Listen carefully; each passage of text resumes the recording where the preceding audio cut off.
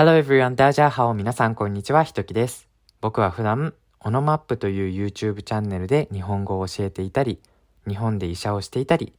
遊びながら日本語を勉強できるカードゲーム、GoGo ジェスチャーというのを作っていたりします。今日はドーパミン中毒ということについて話したいと思います。最近読んだ本ですごく面白かったのが、ドーパミン中毒という本があって、確かハーバード大学の教授が書いたんだったと思うんですけど、違ったらごめんなさい。他にもいろいろなドーパミンの本を読んで、すごく面白いことがあったので、ぜひ皆さんに共有したいなと思って、ポッドキャストにしています。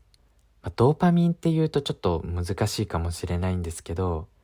よく最近だと SNS、YouTube とか X とか Instagram とかそういう SNS を見てなんか逆に疲れている人が多いと思いませんか？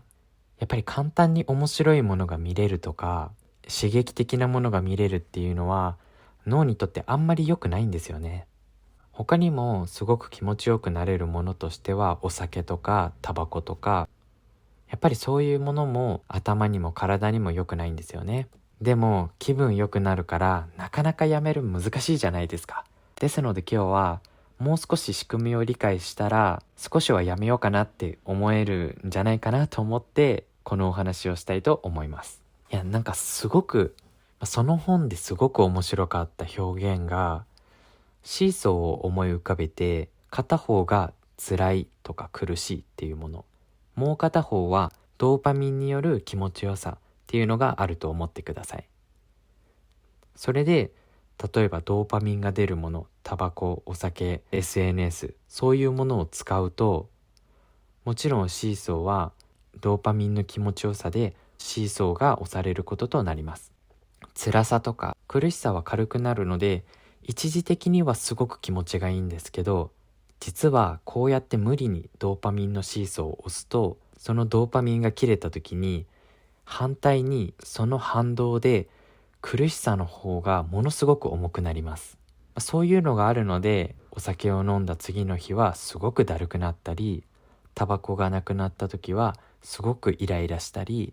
SNS を見終わった後はすごくだるくなったり、そういう状態がベースという風になってしまいます。しかもドーパミンはたくさん浴びれば浴びるほど僕たちは慣れてしまうので、より強い刺激を求めることとなります。なのでだるいからまた SNS を見ようとしても、より刺激的なもの、より長時間見ないと満足することがありません。さらに行くと、そういうものを見て一時的にベースラインまで行くけど、前みたいにすごく楽しいとか気持ちいいとかそういうのはもうなくて、ただただ辛くてだるいからそれを紛らわすためだけに見ることとなってしまいます。これ結構当てはまる人多いんじゃないですか？僕もそういう時がよくありました。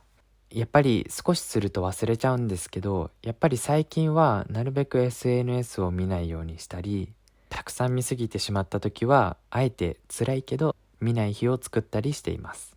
実はこれには話の続きがあって、逆に苦しい方を押すとどうなるかというと、一時的に長く気持ちいい状態が続くこととなります。例えばマラソンをしている時によくランナーズハイって聞いたことないですか？あれも苦しい状態のシーソーを押して、その反動で長く気持ちいい状態が続くと言われています。あとは実は僕もたまにするんですけど、朝冷たいシャワーを浴びるとき、最初はもうやばい、これおかしくなっちゃうよっていうぐらい辛いんですけど、その後すごく頭がすっきりしてすごく自信が出てくるんですよね。なので皆さんにもおすすめなんですけど、もし本当にだるくてしょうがない時は、一瞬辛いけど冷たいシャワーを浴びるとか、ちょっと苦しい方にシーソーを押してみると、その後少し楽になると思いますね。でもこの仕組みを知ってると、実は朝起きて筋トレする時ってすごく辛くてだるいんですけど、後ですっきりすると思えれば意外とできたりします。僕もそういう考え方を得たことで、最近朝本当に早く起きて筋トレをして仕事に行くという毎日を過ごせています。結構面白いですよね、これ。皆さんにもすごくおすすめです。ということで、自分はちょっとドーパミン中毒かなと思った人は、今日の話を参考にしてみてください。はい。最後に僕は今キックスターターでゴーゴージェスチャーという日本語の話す練習ができるカードゲームを作っています。ぜひ皆さんが手に取った時に、いやこれ持ってて本当に良かったって思えるものを作ったので、キックスターターのページから買ってみてください。よろしくお願いします。それでは皆さんありがとうございました。